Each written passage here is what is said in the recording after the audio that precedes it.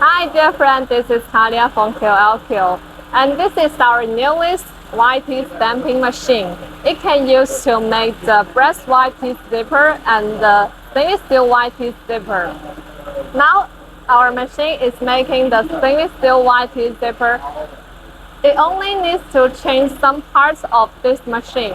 If you use this machine to make the brass YT zipper before, and now you want to make the stainless steel YT zipper, you only need to change some parts of this machine. Let's see.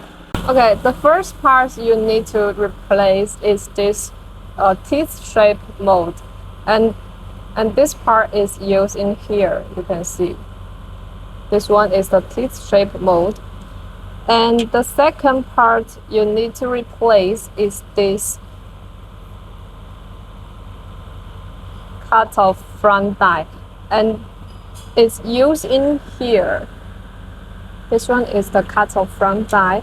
And the third part you need to change is this cut-off cutter, and this part is used in here, and this one is the cut-off cutter. And the fourth part is this puncher. This puncher is used in here. When this machine is finished, there will be a part hold the puncher. The puncher is inside the part. Through replacing this part, you can use this machine to make the stainless steel zipper. I hope this video can help to solve your problem.